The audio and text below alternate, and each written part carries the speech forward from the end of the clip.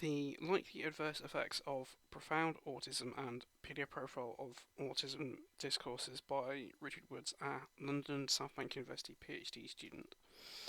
So I do have a few conflicts of interest, such as developing various PDA tools. I do earn some income from delivering training sessions on PDA, and I reluctantly advocate for PDA to be attributed as a standalone category. So a bit about my perspective. I am attributed with autism in 2012. I am now trying to base my identity independent of these psychiatric categories. So I am saying that I have a post-autistic identity.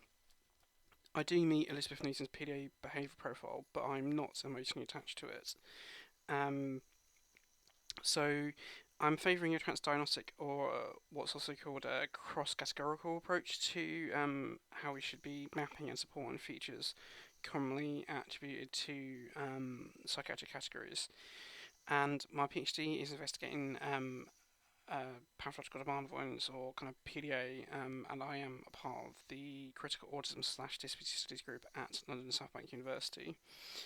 So, a bit more about my perspective. I'm the project lead on the PDA special issue in Frontiers in Education, and I do peer review PDA manuscripts. I try to equally respect divergent views and evidence to critically synthesize appropriate interpretations on PDA. This is my interpretation of PDA and its literature, others may disagree. So, yeah, brief overview of the content of this talk. So, be covering kind of profound autism and PDA profile of autism, kind of subgroups, kind of terminology, some logical fallacies, kind of arguments for and against subgroups, and kind of issues with profound autism and PDA profile of autism, and some reflective questions at the end. I'm given a trigger warning for slides 30 to 38 because it will be talking about preventable deaths. So, yeah, moving on. So, this is just an exercise I kind of commonly do in my training on autism and or PDA. So, I'll ask people just to reflect upon: is this person likely to be autistic or not? So, yeah, I'm just gonna move on to the actual talk proper. So, yeah, autism history. So, just brief overview. So, autism used to be classed as a form of childhood schizophrenia. So, childhood schizophrenia is a dead psychiatric category. It kind of fell out of use in the 1980s. Autism was viewed as being kind of incredibly rare, with like a prevalence of 1 in 2,500, and now it's meant to be about 1 in 100. Although some estimates put it down to under 1 in 50, depending on what sources you look at. Autism has broadened out to become kind of spectrum in nature, and that when we were using autism subtypes kind of as kind of standard practice in the 1990s and early 2000s, the most commonly diagnosed DSM-4 subtype was called pervasive mental disorder not otherwise specified, which was a residual category for autism. More typically now in the DSM-5, autism is done with. They're meant to use kind of specifiers for level of support needs, so such as like level 1 to level 3. So level 1 would be kind of like mild support needs, to level 3 would be quite high support needs. So in terms of evidence, differences between high functioning and Asperger's syndrome is the negligible differences between it, so they're basically equivalent. Likewise, the literature on subtyping autism suggests that the autism subtypes can not be distinguished from each other either in clinical practice or in research settings, and this is like one of the most replicated results within autism literature. So, and also the subtypes were removed from the DSM-5, which is the main American Psychiatric Manual, about 10 years ago to help reduce stigma that all autistic persons face. So, moving on to profound autism. So it's defined as when a person has basically intellectual disability and/or language impairment, typically aphasia, which, off the top of my head, is when a person has an inability to speak. So there's no consensus over what profound autism is. So different people have added things to its definition. So some people say it has severe autism. Some have expanded it to have severe and challenging behaviours, including self-injury, aggression, and irritability, primarily in children. And profound autism is meant to be is meant to be attributed to those who have 24-hour support needs, and quite concerningly, those who are suspected cannot advocate for themselves. There also is a connotation attached to profound autism that people who have autistics that are not attributed with profound autism are meant to be less autistic, so they're meant to autism expressed less in them, um, and yeah, profound autism advocates are advocating for other subtypes to be created using co-occurring difficulties such as anxiety. So yeah, in terms of PDA Profile of Autism, this is a diagram that I am currently using to explain it. So there are a series of kind of continua features here. So you've got red arrows indicating that the feature is kind of highly problematic, and green arrows is less problematic or not an issue. So on the left-hand side, you would have basically what's meant to be represented by PDA Profile of Autism, and on the right-hand side, you have what's kind of described in PDA literature as kind of classic or more straightforward autism. You'll notice that PDA Profile autism has more problematic aspects to it compared to kind of classic or more straightforward. These continue represented features like anxiety, avoidance of ordinary demands, like bullying, harassment, impulsivity, a need for control or drive for autonomy, like rapid mood changes, and kind of yeah. So please do not reify this diagram because it has some like problematic aspects, such as like reinforcement-based approaches are meant to be kind of effective and gold standard for like classic and more straightforward autism. A lot of autistic people would have problems with that kind of statement. There is an alternative way of viewing this, which is that the PDA Profile autism features just represent features from co-occurring difficulties, which such as ADHD, anxiety, conduct disorder, oppositional defiance disorder, and trauma features, and that the right-hand side is basically just autism. So yeah, this is a diagram which kind of shows how profound autism and this diagram shows how profound autism and PDA Profile autism are functioning categories. So on the bottom axis you have basic intelligence equation, and on the y-axis it's just functioning, so it's inverse support needs. So you'll see that the big circle behind and the green one is DSM-5 autism, and that there are two circles beneath it. So you've got profound autism and pathological demand-avoidance. So profound autism is closer to when intelligence is quite low, and PDA is meant to be in those who have average above average intelligence. Because PDAs tend to be attributed in autistics who do not have intellectual disability and are verbal, they can speak, so they're speaking. So you notice there's some overlap between kind of profound autism and PDA, and there's quite a lot of the autistic population that do not fit within kind of either category. And like, please don't reify this diagram; it has issues. So moving on about kind of terminology of, especially in relation towards PDA Profile of Autism. So non-PDA autism is kind of described as being conventional or classic autism, and this terminology is still in use today. So such as the PDA Society calling non-PDA autism kind of classic autism and kind of conventional understanding of autism. The connotation to that is that PDA Profile of Autism is atypical, unusual, unconventional, unorthodox, or unpopular. And I would just point out that the connotations this is that PDA is just not autism, because if it's not conforming to accepted conventional understandings of autism, it's just blatantly not autism. But kind of moving on again, so this kind of terminology is basically pervasive in PDA discourse. So it has like PDA Profile of ASD equals kind of complex and perplexing, and and that non-PDA is kind of seems to be more straightforward. Um, so the connotation here is that kind of non-PDA autism is kind of straightforward, etc. And well, it's connotation is that it's just easy.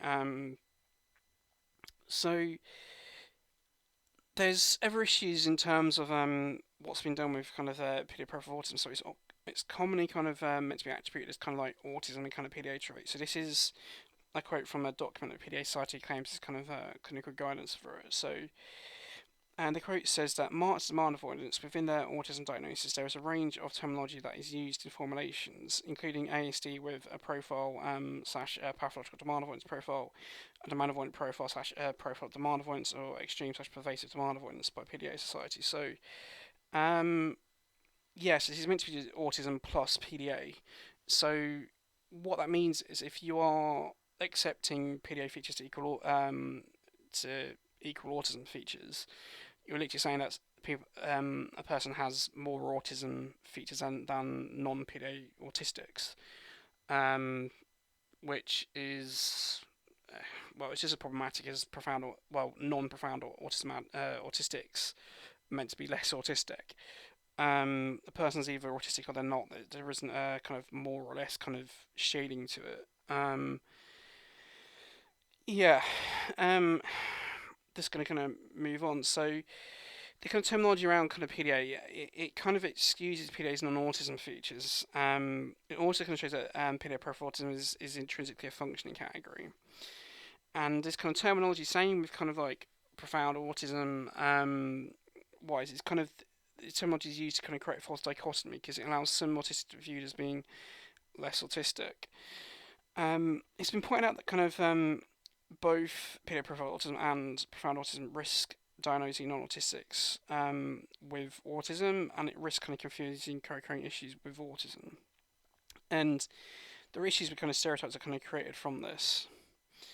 It's kind of just briefly worth covering the autism advocacy history. So traditionally, it's dominated by caregivers, and that the autism industry is aimed at caregivers. So this was challenged in about 30 years ago by Jim Sinclair's "Don't Mourn for a" speech. Since then, like most autistic persons, do not want autism to be divided into kind of subtypes, and that most many autism advocates and researchers are against kind of profound autism and functioning labels. It's worth me saying that there seems to be less resistance from the autistic community to PDA profile of autism. But generally, like the autistic community can be quite active and proactive in terms of attempting to kind of assert its rights and opinions. I mean, for example, like just look at challenges to AIMS 2 and Spectrum 10K. So, yeah, the rationale behind both these proposed subtypes are relatively similar. So, for around autism, it's meant to be that this population has different support needs from other autistics, and that like it's meant to prioritise the needs of this vulnerable and underserved group, and that kind of those who are meant to have profound autism are often excluded from research, and it's to prioritise research funding for it. Some people have also argued that autism as a category has expanded too far and that it needs to be split into smaller categories. Um, which, but if you look at kind of the rationale for kind of PDA profile of autism, it's meant to be used for kind of strategic planning, for comparison and research results, enabling access to certain resources and to better understand the child or young person. So, yeah, it's very similar slash overlapping kind of rationale for both these proposed categories. So, in terms of subtyping autism, all kind of attempts to divide autism have failed, is what the literature would suggest, and it's also why I would argue that kind of profound autism is constructed out of co-occurring difficulties, such as intellectual disability and/or language issues, is just because they need to do it in order to attempt to create subtypes. They just can't do it without doing it, basically. I'd also point out that this indicates that PDA profile of autism features are not autism, because if you're seeing differences between PDA and autism, then PDA obviously is not autism. I'd also point out that in terms of the autism subtypes from the DSM-4, so that would be like Asperger's syndrome, autistic disorder, and pervasive dementia disorder not otherwise specified. They were replaced within the DSM-5 by two categories. So that's autism spectrum disorder and its residual category of social communications disorder as well. So, and this matters because the authors of the American Psychiatric Manuals, they accept that people do not fit neatly into the categories they produce. So they have loads of residual categories to hoover up people that are not meeting the threshold for stuff. So, for example, ADHD has two residual categories, and like if you look at the neurodevelopmental chapter, it has two residual categories at the end of the chapter. So, yeah, in terms of autism and PDA, so PDA was informally excluded from the DSM-5, and I know that because I've got it in writing from someone who was on the committee that did it. And yeah, I've already mentioned that most autistics do not want autism to be divided into subgroups. There's an issue in terms of how the present residual category, social communication disorder, seems not to be used or researched much. But it's worth pointing out that the autism criteria in DSM-5 are not designed to create autism subtypes, let alone attribute kind of PDA profile of autism, which would mean that if anyone's kind of saying that a person is autistic and having PDA due to DSM-5, they're probably misusing the DSM-5 autism criteria. So, moving on to these logical fallacy sections, so there'll be 6 logical fallacies that are noted in PDA profile of autism, and I would say that most of these are applicable to profound autism as well. Some of them have been kind of noted for profound autism, like the no true Scotsman fallacy has been. So the first fallacy is begging the question, so that assumes that PDA is a distinct thing and then arguing to prove it is a thing. The second one is no true Scotsman fallacy, so if PDA descriptions diagnoses do not conform to PDA profile of autism, then it's assumed that those cases of PDA are not PDA, and then instead they have rational demand avoidance, which actual advocates of rational demand avoidance would challenge, because we would argue that that distinction between the two categories is arbitrary. We would just view them all just being the same thing. Moving on to the next couple of fallacies. So there's appeal to popularity, so claiming that as many hundreds or thousands of people believe in PDA profile of autism, so it must be a thing. The fourth one is equivalence. So it's equivalent fallacy. So it's claimed that PDA profile autism is different and a distinct thing from autism, but its features are also autism. So it's basically saying that PDA features equal autism features, but at the same time, the PDA literature notes that PDA has features that are not attributed to autism, so stuff like anxiety and conduct problems and hyperactivity, for example. And it matters because PDA cannot be something it's more than, so it's just the basic logic of A plus B plus C does not equal A. And there's an example of this from this list is kind of speakers for the 2023 kind of PDA space kind of summit from like May time. So there's an interview speech by Riko Ryuki, which is PDA versus ADA, the difference between PDA and autistic demand avoidance and why it matters. So I'd point out that if PDA's demand avoidance is meant to be different from autistic demand avoidance, then that tells you that PDA isn't autism. But moving on, so to the final two fallacies. So there's a false dichotomy fallacy, which is saying that like PDA profile of autism is complex / perplexing versus kind of non-PDA profile of autism, which is meant to be more straightforward or classic. And it's also the same for profound autism because, as mentioned previously, it's like so. For example, I mean, I do not meet criteria for profound autism because I do not have intellectual disability, and I am quite clearly talking now. So yeah, so apparently I would be less autistic than those who are meant to have profound autism because I'm not actually with profound autism, and I would just think that's quite an absurd and it's quite an amusing kind of notion. Except some people are taking it seriously, which is an issue. But yeah, moving on to the final fallacy for PDA profile of autism, which is a Texas sharpshooter. So it's assuming that PDA is a profile of autism and then conducting research to support it. So it's like assuming PDA features equal autism features, like designing tools which assume PDA is a profile of autism, then recruiting participants from sources which are kind of knowledgeable in PDA profile of autism, etc. So yeah, moving on to the implications of the discourses around PDA profile of autism and profound autism. So these are 3 items from common PDA tools. So for the first one is I complain about illness or physical incapacity to avoid a request or demand to attempts to negotiate better terms with adults to apparently manipulative behaviour. So I'd point out that these are indicating that people are attempting to assert their self-agency. And I'll point out, especially in terms of the bottom 2 items, if they were seen in non-autistics, they would tend to be viewed as being virtues or positive skills. So moving on, so there are many features pathologized in PDA, and a lot of those features are behaviours that people will express to assert their self-agency when distressed or stressed. And that PDA profile of autism tends to represent pathologizing of autistic advocacy. And we kind of look at profound autism, it kind of matters because it's meant to be seen in those autistics who cannot advocate. But this is an interesting quote from the CAP 2023 article, which I really like, but it's kind of pertinent. So, when people generally said to be incapable of communication find ways of making clear what they do and don't want through means other than words, this is self-advocacy. Bass clarified that self-advocacy includes what some refer to as behavioural problems in response to abuse or violence against them. And this matters because if you're viewing some people as not being able to communicate or advocate for themselves, it means that you can easily kind of just ignore it and just see what you want to see.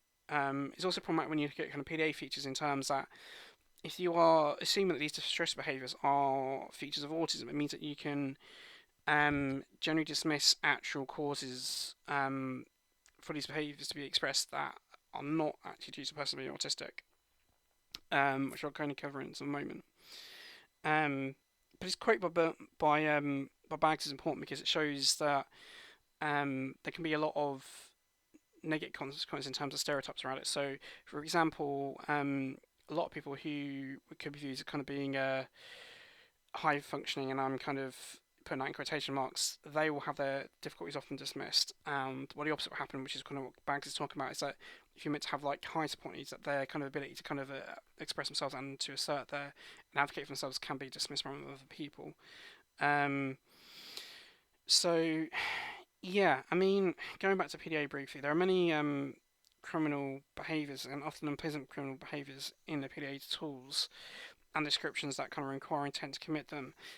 For example, there's some empirical research suggesting that PDA but not autistic traits predict stalking behaviours, and that PDA features themselves are not associated with the mind deficits, while autism is. I would point out that the differences between kind of calling something strategic and manipulative seem to be quite arbitrary and just non-existent. Because if something is strategic, it is still done as part of a plan and therefore done deliberately, same as like manipulative is. So if you're calling something strategic or manipulative, it just gives people carte blanche to just ignore their views, basically.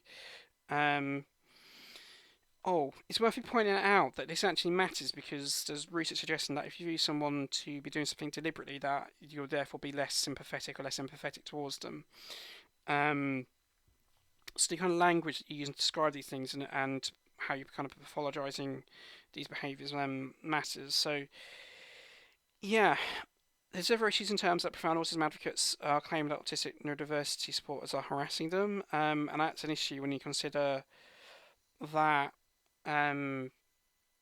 PDA descriptions pathologize people's self-advocacy, and that you have kind of behaviours like harassment and stalking and stuff covered in PDA descriptions and tools. So what it means is that if these two subtypes become common in practice, is that that anyone who is challenging these subtypes can just be labelled as having PDA, and then their concerns being minimised and dismissed, which is quite an issue. I'm going to touch on this point later, but I'm going to carry on with this slide. So non-disabled autistic persons cannot advocate for those with profound autism because it's meant to be that the lived experiences of those with non-disabled autistics is meant to be so different from those with profound autism that they're just not comparable.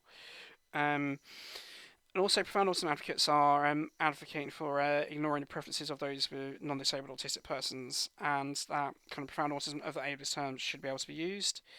Um, this is just a good way to antagonise a lot of the autistic population, um, from what I can tell. But I'm going to kind of carry on. So, profound autism itself is intended for those who cannot advocate, and it also kind of matters because a lot of the tools and how one might use to identify and attribute kind of profound autism, they kind of matter in terms of kind of the context and actual the context of the IQ test and tool being used. So, for example, different intelligence tests or different intelligence tools can better or worse assess intelligence in autistic. So, for example, the best tool to measure autistic intelligence tends to be the regressive matrices, while on the worst tends to be the voice-based tools, which is the ones that tend to be used commonly in kind of clinical practice and or research.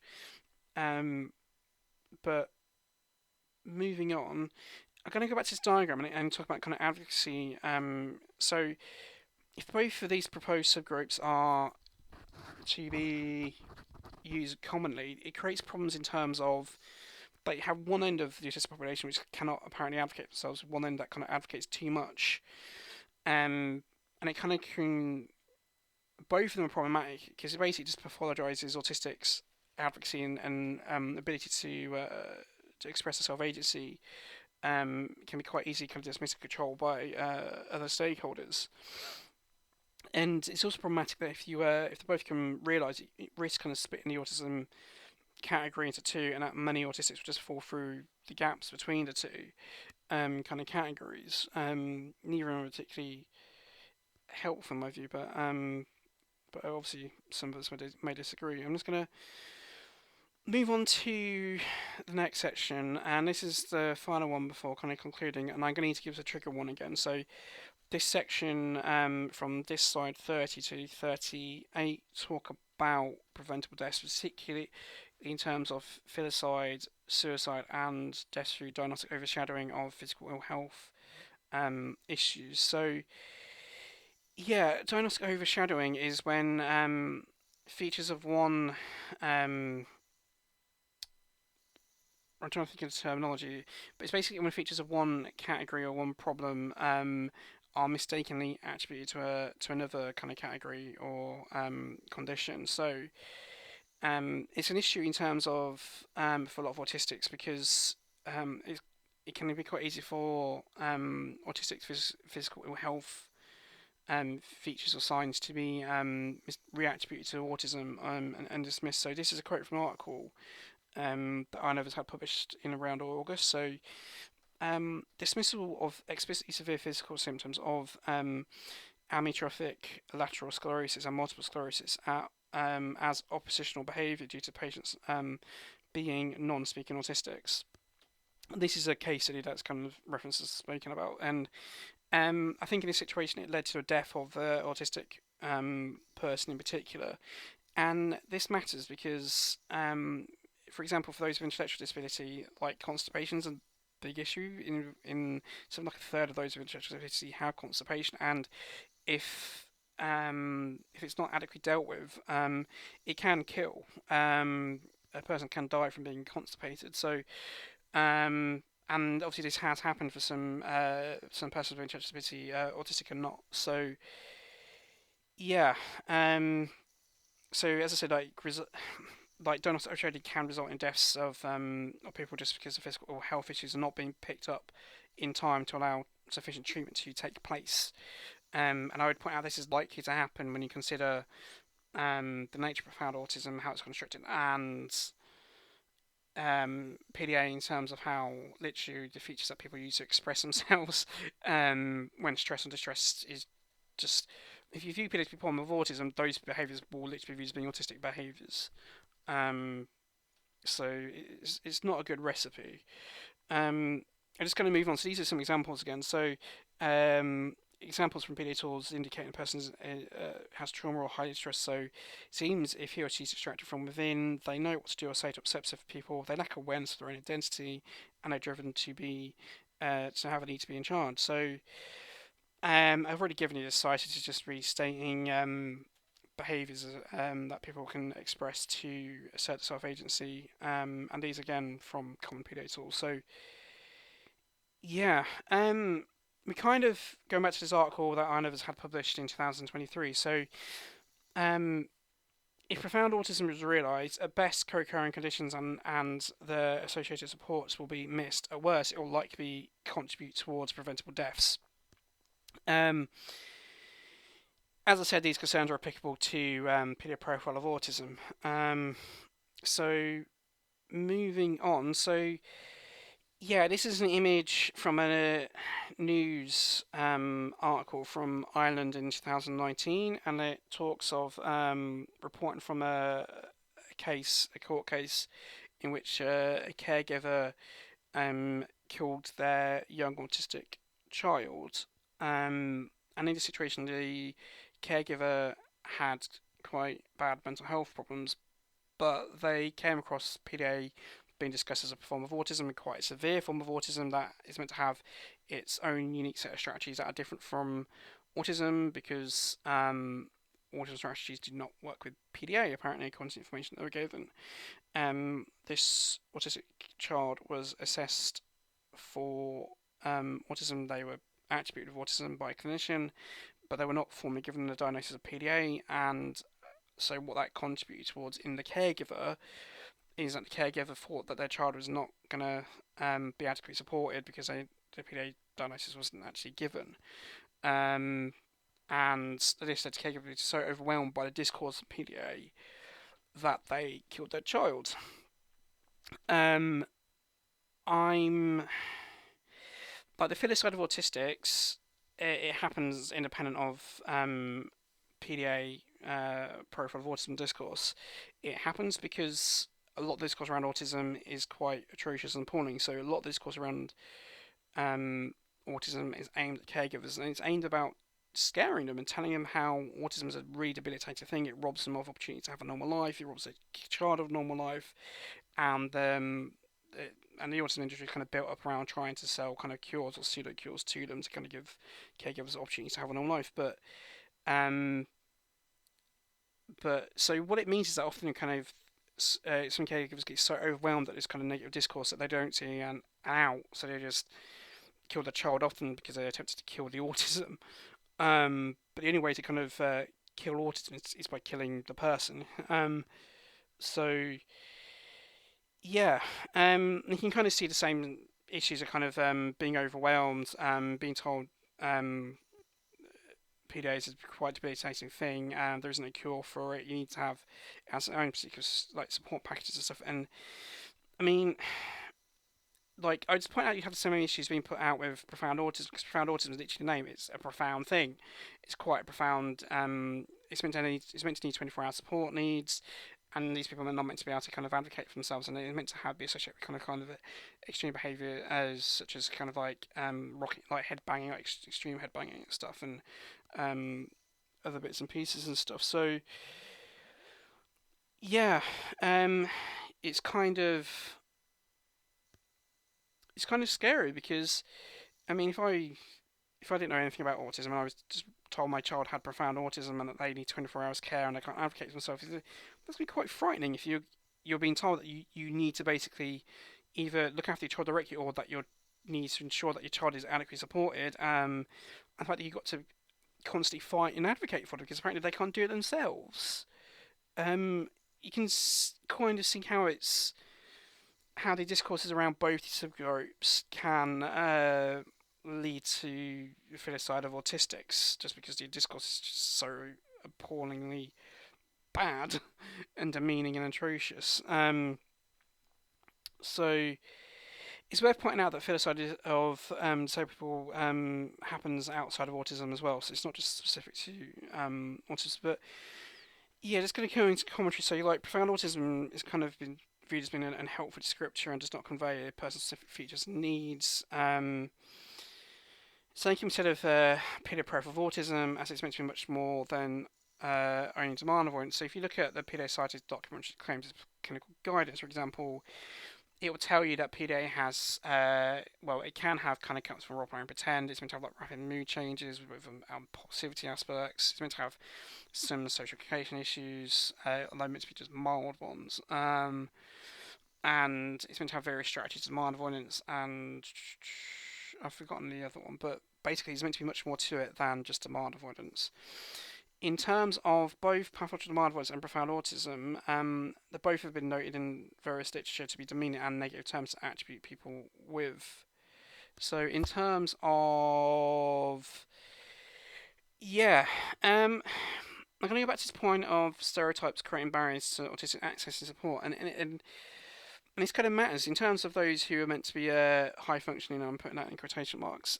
This is a quote from the 2015 England Autism Strategy. So this is particularly important for some people with autism, including those with Asperger's syndrome, who may face very significant challenges in their everyday lives, despite having average above average IQ. So they literally had to put this in this document that's meant to be used to inform practice across England as a country, which is about 50 million people. That you're meant to be taking the concerns and difficulties that autistic people face, regardless of their IQ and their kind of apparent functioning ability. Um, so what it means is that kind of autistic persons that are not attributed with either post-subgroup are likely to have the difficulties dismissed due to the misconception that they have mild autism in brackets, or quotation marks, or they're just not autistic, because they either don't have enough autism, or basically, yeah, their autism isn't profound enough to be isn't sufficient enough to be profound, or they're not don't have enough autism to have PDA as well. Um, and both notions are quite problematic and nonsensical in my view. But kind of moving on. So broader context to this is that we know that autistics are systemically poorly treated by broader society and culture, and that this probably contributes to the high rates of co-occurring mental health issues seen in autistic persons. And if you look at kind of suicidal ideation statistics, suicide attempts, and actual suicides of autistics, they statistics are they're atrocious. They're just terrific. They're just terrible. Um, so the Hitrosky et al. Paper suggests that something like autistic suicide rates are 9 times higher than non-autistics. The same figures replicated in Moses, but it's with autistics with co-occurring issues, slightly lower with autistics without co-occurring difficulties. There's a paper, I think, from Cassidy et al. 2022, which suggests that maybe up to 40% of suicides in England are of autistic people. So what this means is that the autistic population generally is in a quite high state of distress, and it means that anything which risk stripping limited support packages from this population is likely to result in more suicide attempts and therefore more suicides. Um, and this can be done either through negative stereotypes being created by the subtypes, by the proposed subtypes of profound autism, PDA Profile of Autism, or in case of PDA Profile of Autism, is the fact that it's meant to have different strategies from autism. So, and PDA strategy seems to replicate just good practice, and it's stuff like kind of offering tutoring choices, negotiating, having like a trusted relationship with them, like using sense of humour, kind of treating kind of like anger outbursts as communication, like having a plan B, etc., etc. So, and also such like minimizing demands and stuff on people. So it's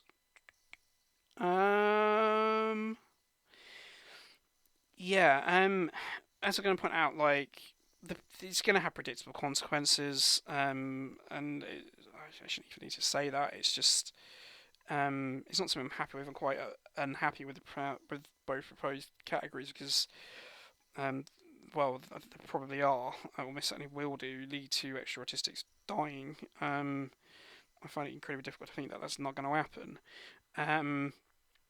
So we're actually at the end now, so there's a few reflective questions. So, what is the impact of efforts to subtype autism upon the solidarity amongst the autistic community? And how many autistic deaths are required before we stop attempting to create autism subgroups? And finally, what do autistics need to do for other stakeholders to respect wishes to not divide autism into subgroups? So, yeah, that's it really. These are my contact details, so like my email address, Twitter handle, research linked to where the slides for this video will be on, and the channel itself, which you should be watching the video on. And there's like 6 reference slides, so I'm not going to linger on them long because you can pause the video or find a link in the description. So yeah, so this is the second reference slide, and yeah, this is just. I should also note this is a recording I did after delivered the actual talk. A disability research forum, which is virtually kind of delivered, and the actual event has been run out by Sheffield Hallam University's critical disability studies group, I think. So yeah, that's literally it. So thank you for your time, and I hope you enjoyed the video, found it informative. Okay, so yeah.